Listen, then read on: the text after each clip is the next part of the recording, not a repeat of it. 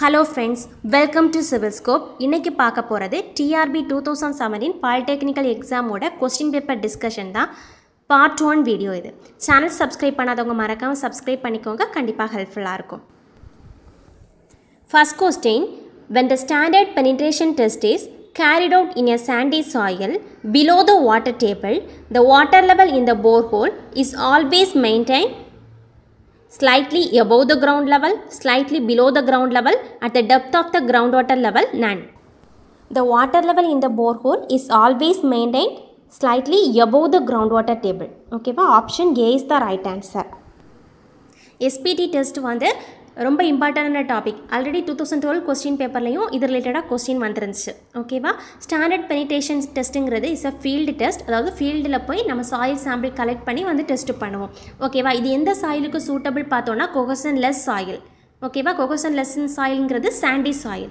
எதுக்காக நம்ம இந்த டெஸ்ட் பண்ணுவோம்? To find out the relative density, angle of internal friction, பையோட வேல்யூ ஃபைண்ட் அவுட் பண்ணுறதுக்கு, அப்புறமா bearing capacity of the soil find out பண்ணுறதுக்கு நம்ம இந்த டெஸ்ட் பண்ணுவோம். கொகசிவ் சாயிலில் அன்கன்ஃபைன்ட் கம்ப்ரசிவ் ஸ்ட்ரென்த்தை ஃபைண்ட் அவுட் பண்ணுறதுக்கும் நம்ம இந்த ஸ்டாண்டர்ட் பெனிட்ரேஷன் டெஸ்ட்டு பண்ணலாம். சாயிலை நம்ம கலெக்ட் பண்ண போகிறது ஸ்ப்ளிட் ஸ்பூன் சாம்பிளரில். ஓகேவா, அப்போ அந்த சாம்பிளரை நம்ம உள்ளே வந்து ட்ரை பண்ணி ஆகணும். அதுக்காக என்ன பண்ணணும்? ஃபஸ்ட்டு போர்ஹோல் க்ரியேட் பண்ணணும். அதுக்கப்புறமா drive the sampler by dropping a hammer of 63.5 kg weight through a height of 750 mm. 63.5 kg wait உள்ள ஹேமரை யூஸ் பண்ணி நம்ம அந்த சாம்பிளரை உள்ளே பெனிட்ரேட் பண்ணுறோம். ஓகேவா, ஒவ்வொரு 15 சென்டிமீட்டர் பெனிட்ரேஷனுக்கும் எவ்வளோ நம்பர் ஆஃப் ப்ளோஸ் தேவைப்படுங்கிறத நம்ம கவுண்ட் பண்ணிக்கணும். ஓகேவா, அதான் நெக்ஸ்ட்டு. இப்போது நம்ம ஃபஸ்ட்டு 15 சென்டிமீட்டர் ட்ரை பண்ணுறதுக்கு எவ்வளோ நம்பர் ஆஃப் ப்ளோஸ் தேவைப்படுதோ அதை நம்ம இக்னோர் பண்ணிக்கலாம். ஓகேவா, அதுக்கப்புறமா அடுத்து ஒரு 15 சென்டிமீட்டர் பெனிட்ரேட் பண்ணுறதுக்கு எவ்வளோ நம்பர் ஆஃப் ப்ளோஸோ அதை கவுண்ட் பண்ணிக்கிறோம். திருப்பியும் நெக்ஸ்ட்டு 15 சென்டிமீட்டருக்கானதை கவுண்ட் பண்ணிக்கிறோம். ஓகேவா, இப்போ 3 டைம்ஸ் வந்து நம்ம கவுண்ட் பண்ணிக்கிட்டோம். ஓகேவா, ஃபஸ்ட்டு 15 சென்டிமீட்டரை நம்ம இக்னோர் பண்ணிக்கலாம். நெக்ஸ்ட்டு 30 சென்டிமீட்டருக்கு நம்ம பெனிட்ரேட் பண்ணுறதுக்கு எவ்வளோ நம்பர் ஆஃப் ப்ளோஸ் தேவைப்படுதோ அந்த நம்பர் ஆஃப் ப்ளோஸை தான் என்ன சொல்லுவோம்னா ஸ்டாண்டர்ட் பெனிட்ரேஷன் நம்பர்னு சொல்லுவோம். ஓகேவா, the total number of blows required to penetrate the remaining 30 centimeter is called standard penetration number. Procedure பார்த்துட்டோம். Next correction to N value, இது ரொம்ப இம்பார்ட்டன்ட். இது ரிலேட்டடாகவும் கொஸ்டின் வரலாம். நம்ம ஸ்டாண்டர்ட் பெனிட்ரேஷன் நம்பர் தான் ஃபைண்ட் அவுட் பண்ணுறோம். ஓகேவா, ஒரு சில ரீசன்னால் இப்போது வாட்டர் டேபிளுக்கு பிலோ த வாட்டர் டேபிள் நம்ம டெஸ்ட்டு கண்டக்ட் பண்ணுறோன்னா அங்கே போர் வாட்டர் ப்ரெஷர்னால் சம் சேஞ்சஸ் வரலாம் என் வேல்யூவில். ஓகேவா, அப்போ அதுக்கான கரெக்ஷன் நம்ம பண்ண வேண்டியது இருக்கும். நம்ம டெஸ்ட்டு பண்ண போகிறது வந்து கொஹசன் லெஸ் சாயில், சாண்டி சாயிலில் தான் பண்ணுறோம். அந்த சாண்டி சாயிலே வந்து ரொம்ப ஃபைன் சாயிலாக இருந்துச்சுன்னா அதுலேயும் என் வேல்யூவில் சம் சேஞ்சஸ் வரலாம். ஓகேவா, அப்போவும் நம்ம கரெக்ஷன் பண்ண வேண்டியது இருக்கும். அதுக்கான கரெக்ஷன் தான் 2 டைப்பான கரெக்ஷன்ஸ் இருக்குது. Over burden pressure correction and dilatancy correction. ஓகேவா, ஃபஸ்ட்டு நம்ம பண்ண வேண்டியது ஓவர் பர்டன் ப்ரெஷர். ஓகேவா, ஓவர் பர்டன் ப்ரெஷர் இதுக்கான ஃபார்முலா NC = NR × 350 / σ0 + 70. ஓகேவா, இங்கே NRங்கிறது நம்ம அப்சர்வ்ட் வேல்யூ. ஓகே, நம்ம ரீடிங் எடுக்கிறோம்ல அந்த வேல்யூ. NCங்கிறது கரெக்டட் வேல்யூ, σ0ங்கிறது எஃபெக்டிவ் ஓவர் பர்டன் ப்ரெஷர். ஓகேவா, இது நம்ம ஃபைண்ட் அவுட் பண்ணிக்கணும். ஓவர் பர்டன் ப்ரெஷர் கரெக்ஷன் பண்ணி ஒரு NC வேல்யூ ஃபைண்ட் அவுட் பண்ணிட்டோம். ஓகேவா, கரெக்டட் என் வேல்யூ நம்ம ஃபைண்ட் அவுட் பண்ணியிருப்போம். அந்த corrected N value which is less than or equal to 15 இருந்துச்சுன்னா நம்ம எந்த ஒரு கரெக்ஷன் டைலட்டன்சி கரெக்ஷன் பண்ண தேவையில்லை. அங்கே கரெக்ட் பண்ண வேல்யூவையே நம்ம என் வேல்யூவாக எடுத்துக்கலாம். ஓகேவா, ஸ்டாண்டர்ட் பெனிட்ரேஷன் நம்பர் வேல்யூவாக எடுத்துக்கலாம். இப்போது நம்ம ஓவர் பர்டன் ப்ரெஷர் கரெக்ஷன் பண்ணி நம்ம கிடைச்ச N value which is greater than 15 இருந்துச்சுன்னா நம்ம அப்போது டைலட்டன்சி கரெக்ஷன் பண்ணணும். அதுக்கான ஃபார்முலா தான் NC = 15 + 1/2 ஆஃப் NR - 15 கொடுத்துருக்கோம். ஓகேவா, ஃபீல்டில் நமக்கு கிடைக்கிறது வந்து நம்பர் ஆஃப் ப்ளோஸ் மட்டும்தான். அந்த நம்பர் ஆஃப் ப்ளோஸில் நம்ம ஓவர் பர்டன் ப்ரெஷரும் கரெக்ஷனும் டைலட்டன்சி கரெக்ஷனும் பண்ணி standard penetration number value find out பண்ணியிருப்போம். இந்த நம்பரை வச்சு நம்ம இன்ஜினியரிங் ப்ராப்பர்ட்டிஸை வந்து ஃபைண்ட் அவுட் பண்ணுவோம். ஓகேவா, யூஸிங் த டேப்லர் காலம். ஃபஸ்ட்டு டேப்லர் காலம் ஃபார் கொஹசன் லெஸ் சாயிலுக்கு என்னோட வேல்யூ 0 to 4 ஆயிடுச்சுன்னா denseness of the soil is very loose and பையோட வேல்யூ வந்து 25 to 32 டிகிரியாக இருக்கும். ஓகேவா, இந்த வேல்யூ கூட உங்களுக்கு தெரிஞ்சிருக்கணும். நெக்ஸ்ட் இருக்க டேப்லர் காலம் ஃபார் கொஹசிவ் சாயில். ஓகேவா, அதுக்கு நம்ம என்ன ஃபைண்ட் அவுட் பண்ணுவோம்? அன்கன்ஃபைன்ட் கம்ப்ரசிவ் ஸ்ட்ரென்த். ஓகேவா? ஸோ இங்கே கேட்டிருக்க கொஸ்டின் வந்து when the standard penetration test is carried out in a sandy soil below the water table, the water level in the borehole is always maintained slightly above the water level. Option A is the right answer.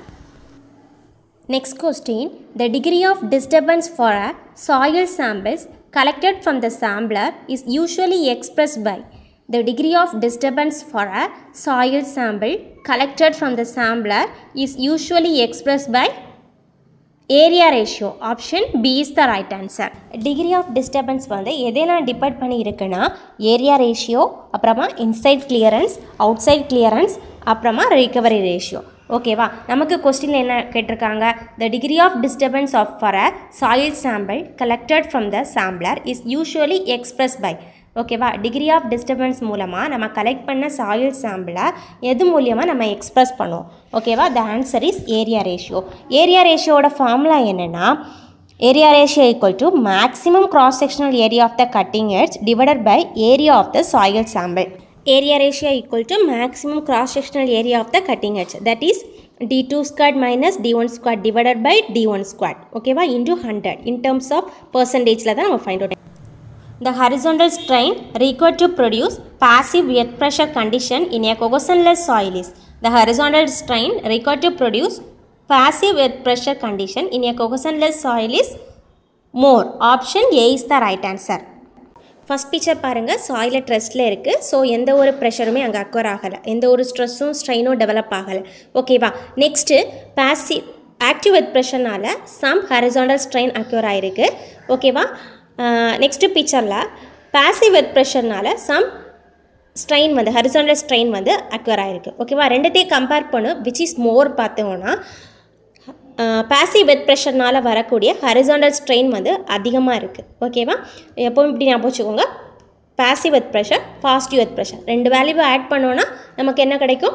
அதிகமான value கிடைக்கும். So இந்த மாதிரி ஞாபகம் வச்சுக்கோங்க. So the horizontal strain required to produce passive earth pressure condition in a cohesionless soil is more. ஓகேவா? இந்த graph பாருங்கள், active earth pressure will be minimum, passive earth pressure will be maximum-ஆக இருக்குது. Next question, the allowable bearing pressure is the maximum pressure that can be applied on the soil by satisfying the requirement of.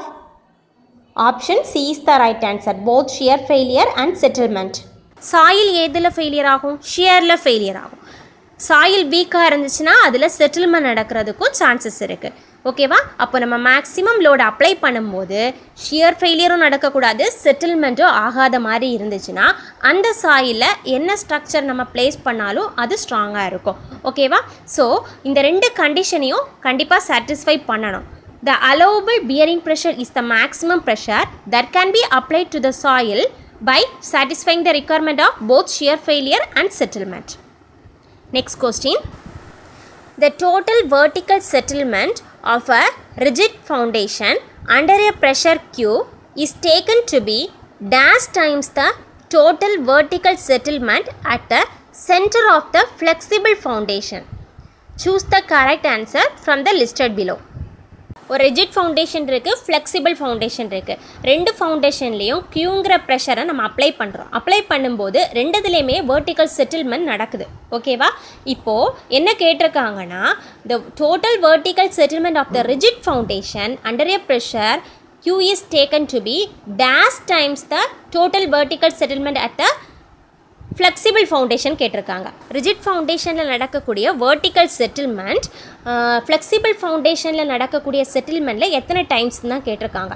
ஓகேவா? நம்ம இந்த formula use பண்ணி இதை find out பண்ணிக்கலாம். Elastic செட்டில்மெண்ட்டோட formula வந்து S = Q/E × B × 1 - μ² × I. ஓகேவா? இந்த formula நல்லா தெரிஞ்சுக்கோங்க. Here E is the Young's modulus of the soil, μங்கிறது பாய்ஷன் ரேஷியோ, Bங்கிறது கேரக்டரிஸ்டிக்ஸ் லென்த், Iங்கிறது இன்ஃப்ளூயன்ஸ் ஃபேக்டர். ஃபஸ்ட்டு நம்ம இன்ஃப்ளூயன்ஸ் ஃபேக்டர் வேல்யூ வந்து ரெண்டு ஃபவுண்டேஷனுக்கும் எவ்வளோன்னு ஃபைண்ட் அவுட் பண்ண போகிறோம். ஓகேவா? ஃபார் எக்ஸாம்பிளுக்கு நம்ம சர்க்கிள் ஷேப்பை எடுத்துக்கலாம். சர்க்கிள் ஷேப்பில் ரிஜிட் ஃபூட்டிங்க்கு வந்து இன்ஃப்ளூயன்ஸ் ஃபேக்டரோட வேல்யூ 0.8. ஓகேவா? நமக்கு இங்கே கொடுத்துருக்காங்க vertical settlement at the centre of the flexible foundation. Flexible ஃபவுண்டேஷனில் சென்டரில்.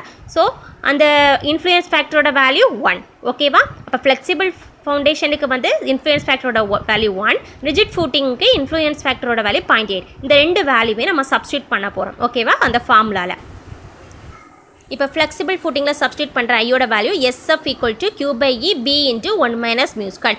Rigid footingல influence factorோட வேல்யூ substitute பண்ணுற SR equal to 0.8 Q by E B into 1 minus mu squared. இப்போ rigid footing at settlement, vertical settlement at rigid footing is 0.8 times of Q by E B into 1 minus mu squared. Q by E B into 1 minus mu squared க்கு பதில் நான் settlement at flexible footing substitute பண்ணுறேன். SF substitute பண்ணோன்னா the vertical settlement at rigid footing is 0.8 times of vertical settlement at the center of the flexible footing. Okay va? Identify the suitable mineral which is responsible for expansive in nature of black-cotton soil. Soil expansion க்கு எந்த mineral reason கேட்டிருக்காங்க? Silica. Option D is the right answer. Next question. A phenomenon involved in soil by losing its strength due to remolding and increase in strength with passage of time is called. Option B is the right answer. Thixotrophy. இது நிறைய question பேப்பரில் கேட்டிருக்காங்க. ரொம்ப இம்பார்ட்டண்டான question. இதில் இருக்க ஒவ்வொரு டேர்முக்கும் definition தெரிஞ்சுக்கணும். இதையுமே கொஸ்டினாக கேட்கலாம். ஃபார் எக்ஸாம்பிளுக்கு நம்ம சாயில் சாம்பிளே நம்ம கலெக்ட் பண்ணுறோன்னு வச்சுக்கோங்க ஒரு மோல்டில். ஓகேவா? இப்போ சாயிலை நம்ம கட் பண்ணி எடுத்துக்கிட்டோம். அதை ரீமோல்டு பண்ணும்போது அந்த சாயிலோட ஸ்ட்ரென்த் வந்து லாஸ் ஆகுது. ஒரு பர்டிகுலர் டைம்லேயே வந்து திருப்பி அதோட ஸ்ட்ரென்த்தை வந்து அட்டைன் பண்ணுது. அதுதான் என்ன சொல்லணும்னா திக்ஸோட்ராஃபி. ஓகேவா? A phenomenon involved in soil by losing its strength due to remolding and increase in strength with passage of time is called thixotrophy. Option B is the right answer. இப்போ ஒவ்வொரு டேர்மாக என்னென்னு பார்த்துடலாம். First sensitivity. Unconfined compression test மூலமாக sensitivity value find out பண்ணிக்கலாம். Sensitivity equal to undisturbed strength divided by remoulded soil strength. ஓகேவா? அதாவது நம்ம சாயிலை ரீமோல்டு பண்ணும்போது சாயில் வீக் ஆகுதுல்ல, அதை மென்ஷன் பண்ணுறதுனா சென்சிட்டிவிட்டி. சென்சிட்டிவிட்டியோட வேல்யூ 1 இருந்துச்சுன்னா அந்த சாயிலை இன்சென்சிட்டிவ்னு சொல்லும். ஃபார் குயிக் சாயிலுக்கு sensitivity value which is greater than 16. For quick soil sensitivity is greater than 16. If the sensitivity is 1, the soil is insensitive. ஓகேவா? இந்த ரெண்டுமே தெரிஞ்சுக்கோங்க. இதையுமே கொஸ்டினாக கேட்கலாம். சென்சிட்டிவிட்டி ஃபார்மில் வந்து QU that is undisturbed divided by QU remolded. Next, activity. It is the ratio of plasticity index IP to the percentage of clay fraction. clay soilோட water holding capacity measure பண்ணுற term தான் ஆக்டிவிட்டின்னு சொல்கிறோம். Activity A equal to IP divided by percentage of clay fraction. ஓகேவா? Next important term வந்து activity number. சாயிலோட swelling and shrinkage கேரக்டரிஸ்டிக்ஸை represent பண்ணுறது தான் இந்த ஆக்டிவிட்டி நம்பர். எந்த கிளே மினரலுக்கு வந்து ஆக்டிவிட்டி அதிகம்னு கேட்டாங்கன்னா மோண்ட்மோர்னேட் கிளே மினரல். ஓகேவா?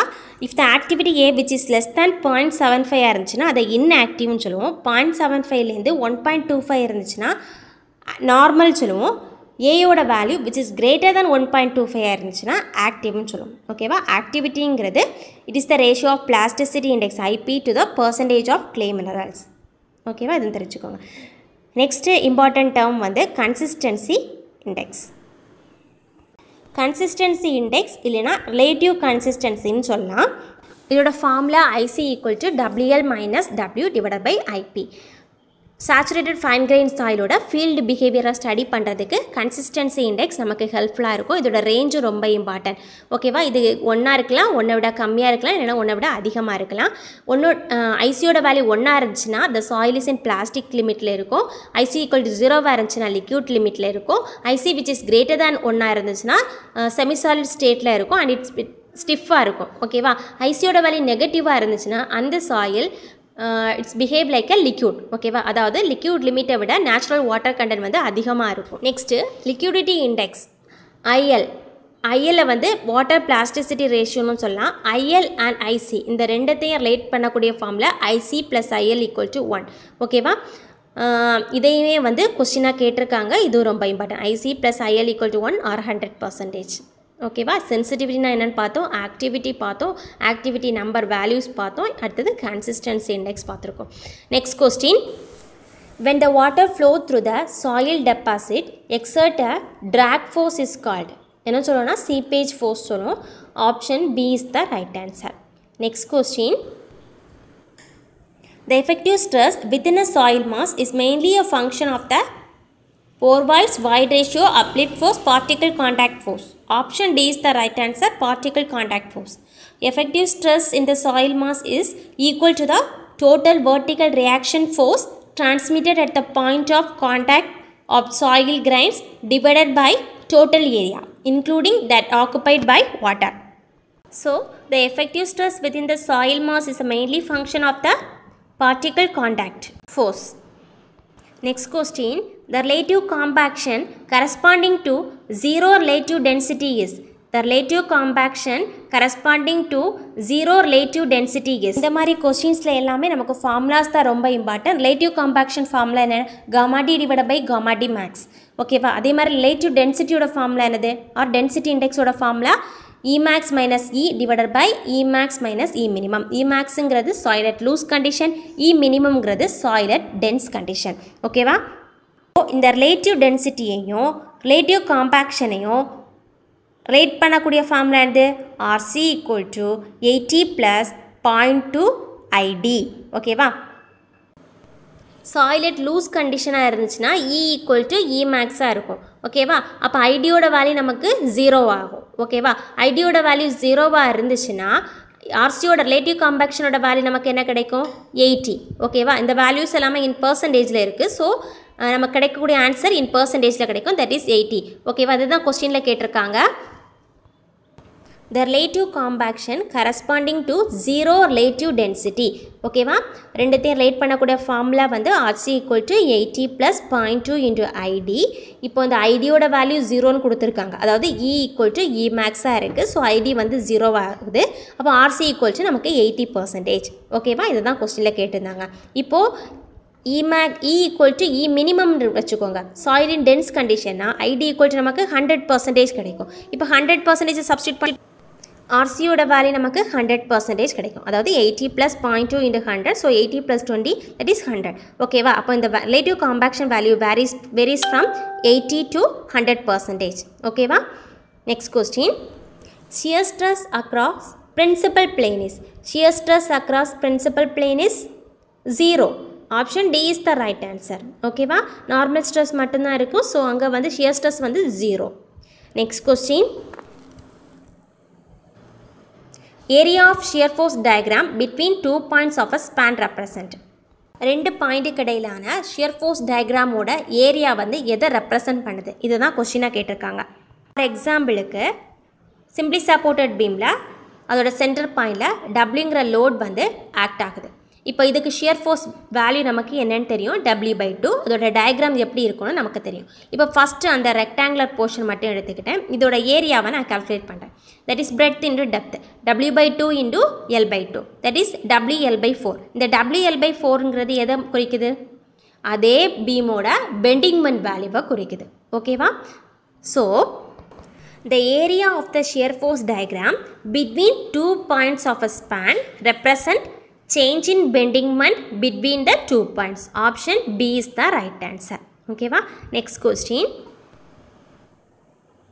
The maximum shear stress is equal to. The maximum shear stress is equal to half the difference of the principal stresses. Okay va? Option C is the right answer. Next question.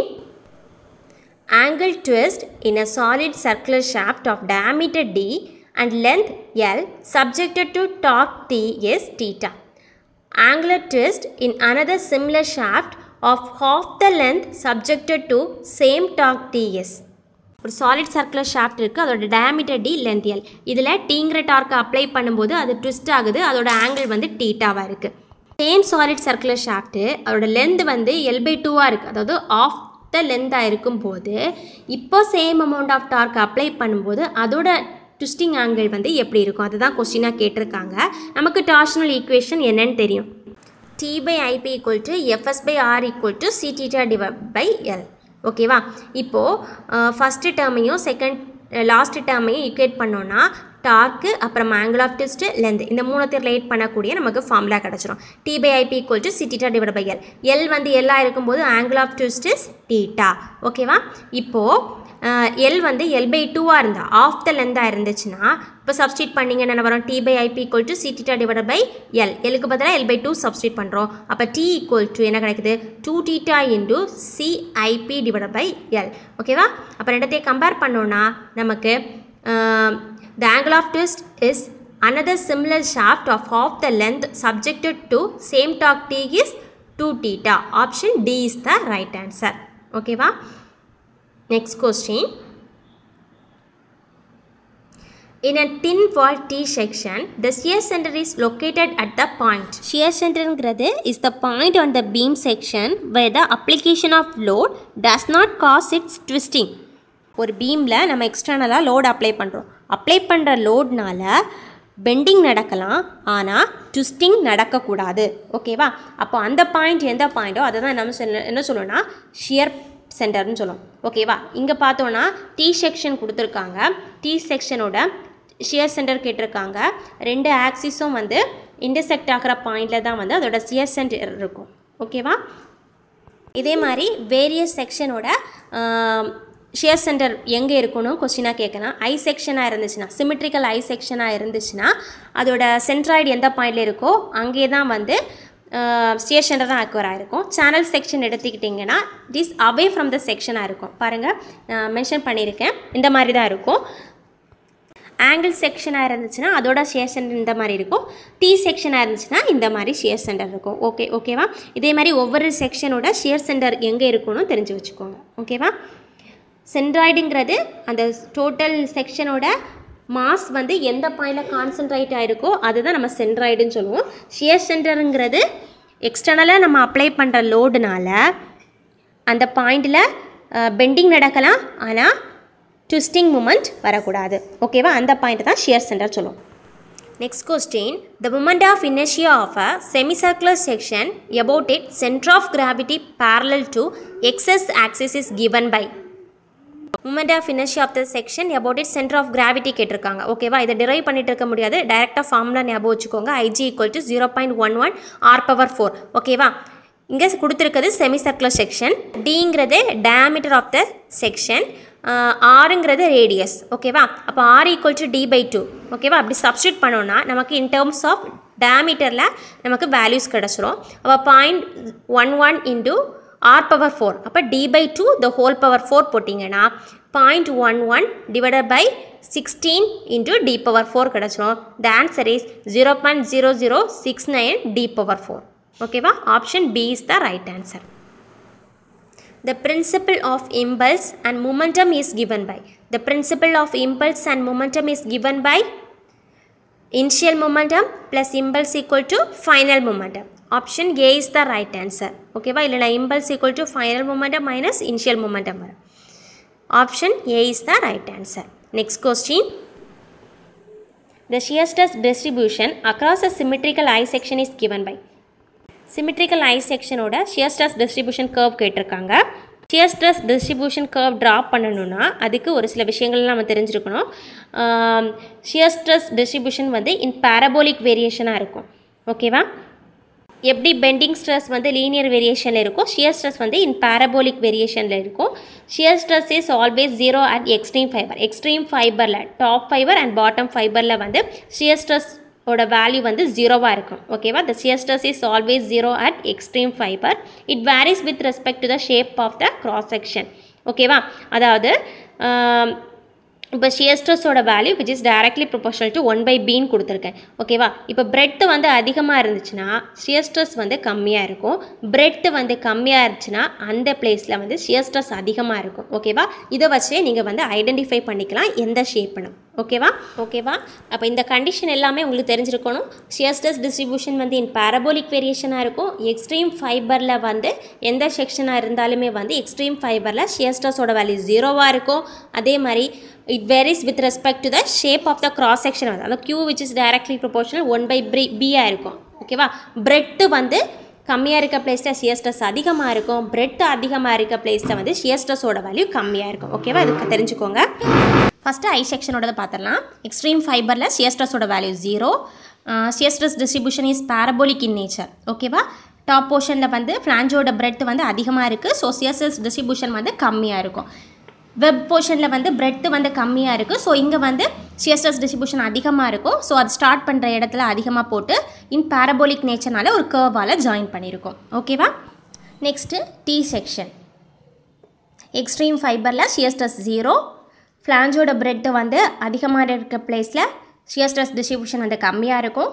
வெப்பில் வந்து bread கம்மியாக இருக்குது. So இங்கே வந்து shear stress distribution அதிகமாக இருக்கும். So எங்கே start ஆகுதோ அங்கே வேல்யூவை மார்க் பண்ணிவிட்டு ஒரு கர்வால் ஜாயின் பண்ணிக்கிறேன். அவ்வளோதான். ஓகேவா? Next circular section. எல்லா செக்ஷன் மாதிரி தான் சர்க்குலர் செக்ஷன்லேயும் எக்ஸ்ட்ரீம் ஃபைபர்ஸில் ஷியர் ஸ்ட்ரெஸ் ஒரு வேல்யூ வந்து 0வாக இருக்கும். இங்கே பிரெட்டுங்கிறது டயாமீட்டரை மென்ஷன் பண்ணுது. ஓகேவா? சென்டர் போர்ஷனில் பாருங்கள் பிரெட் அதிகமாக இருக்குது. ஸோ ஷியர் ஸ்ட்ரெஸ் டிஸ்ட்ரிபியூஷன் வந்து நம்ம கம்மியாக தான் போடுவோம். Qmax எங்கே அக்யூர் ஆகும்னா அது சென்டர் போர்ஷனில். ஓகேவா? இதோட வேல்யூஸும் ரொம்ப இம்பார்ட்டன்ட். அது நெக்ஸ்ட் வீடியோவில் நம்ம பார்க்கலாம். Next hollow section.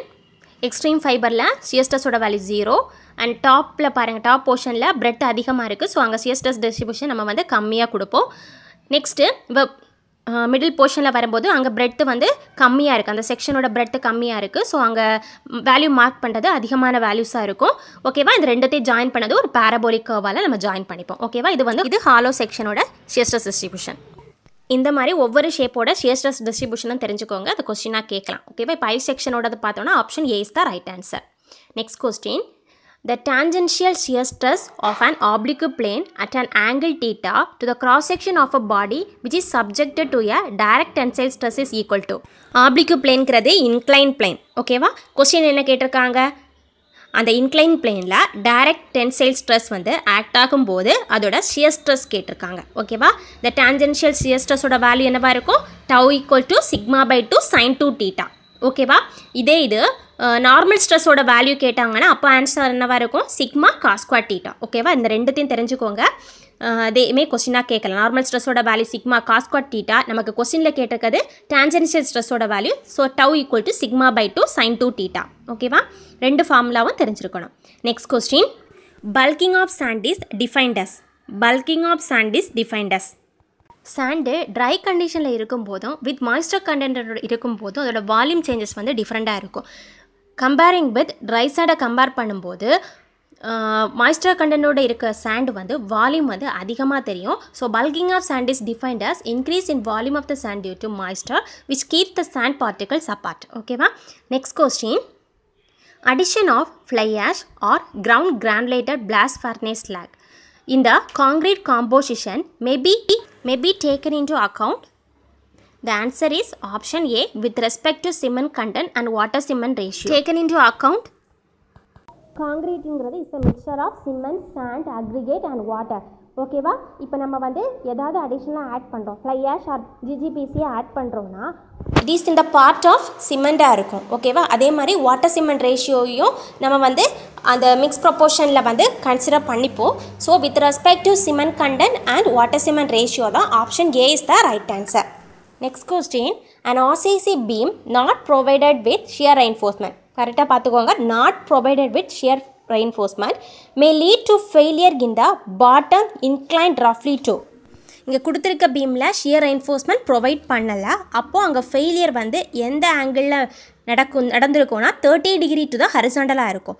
இதே இது ஷியர் ரெயின்ஃபோர்ஸ்மெண்ட் ப்ரொவைட் பண்ணி மேபி கிராக் ஃபார்ம் ஆகுதுன்னா அது எந்த ஆங்கிளில் நடந்திருக்கும்னா 45 டிகிரி டு த ஹரிசாண்டல். ஓகேவா? So here the answer is option B is the right answer, 30 degree to the horizontal. An RCC beam not provided with shear reinforcement may lead to failure in its bottom inclined roughly to 30 degree to the horizontal. Option B is the right answer. Next question. The effective span of a simply supported beam is. The effective span of a simply supported beam is. Effective span of the simply supported slab is the minimum of clear span plus effective depth or clear span plus width of the support. ஓகேவா? இதில் எது மினிமமோ அதுதான் effective span சொல்லுவோம். Here the answer is option C, clear span plus effective depth of the slab. Next question. Soil liquefaction may occur due to. Soil liquefaction இருக்கும்போது shear strength ஓட value 0. ஓகேவா? So option A வராது. Remaining இருக்கிற B and C the correct answer. Okay, the liquid limit of the soil is less than 35% and the weight of the soil particles finer than 0.005 mm is less than 15% of the dry weight of the soil. Okay, option B and C is the right answer. Next question. In design of tension member, the length of the connection can be reduced by using. In design of tension member, the length of the connection can be reduced by using. Tension மெம்பரை ஒரு particular லோடை தாங்குற மாதிரி நம்ம design பண்ணியிருப்போம். இப்போது அதுக்கும் அதிகப்படியான லோட் வந்து அந்த மெம்பரில் அப்ளை ஆகும்போது நம்ம என்ன பண்ணலாம், நம்பர் ஆஃப் போல்ட்ஸை இன்க்ரீஸ் பண்ண வேண்டியது இருக்கும், இல்லைனா வெல்டிங் லென்த்தை வந்து இன்க்ரீஸ் பண்ண வேண்டியது இருக்கும். ஓகேவா? இந்த ரெண்டுத்தையும் இன்க்ரீஸ் பண்ணோன்னா நம்ம செக்ஷன் வந்து அன்எக்கனாமிக்கல் ஆயிரும், எக்கனாமிக்கலாக இருக்காது. ஸோ என்ன பண்ணலாம், ஒரு ஷார்ட் ஆங்கிள் வந்து அடிஷ்னலாக ப்ரொவைட் பண்ணலாம். அதை தான் நம்ம என்ன சொல்லுவோம், லக் ஆங்கிள்ஸ் சொல்லுவோம். ஓகேவா? இதை ப்ரொவைட் பண்ணுறதுனால ஜாயின்ட் லென்த்தை வந்து கனெக்ஷனோட லென்த்தை வந்து நம்ம கம்மி பண்ணிக்கலாம் அண்ட் ஷியர் லாகையும் ரெடியூஸ் பண்ணிக்கலாம். ஓகேவா? So in design of tension member, the length of the connection can be reduced by using lug angles. Option C is the right answer. Next question. Lateral torsional buckling will occur in. Lateral torsional buckling will occur in. Lateral torsional buckling may occur in an unrestrained beam la dhaan occur ஆகும். So the answer is beam which are laterally unsupported. Okay va, lateral எந்த ஒரு சப்போர்ட்டும் இல்லைன்னா அங்கே வந்து lateral torsional buckling occur ஆகும். So option C is the right answer. For example இந்த beam எடுத்துக்கலாம். இதில் பாருங்க, this is laterally unsupported and lateral displacement நடக்குது and lateral rotation நடக்கும். ஓகேவா? So lateral torsional buckling will occur in beams which are laterally unsupported. இந்த video ஹெல்ப்ஃபுல்லாக இருந்துச்சுன்னா லைக் கொடுங்க, கமெண்ட் பண்ணுங்கள், சப்ஸ்கிரைப் பண்ணுங்கள். நெக்ஸ்ட் வீடியோவில் ரிமைனிங் கொஸ்டின் வந்து நம்ம டிஸ்கஸ் பண்ணலாம்.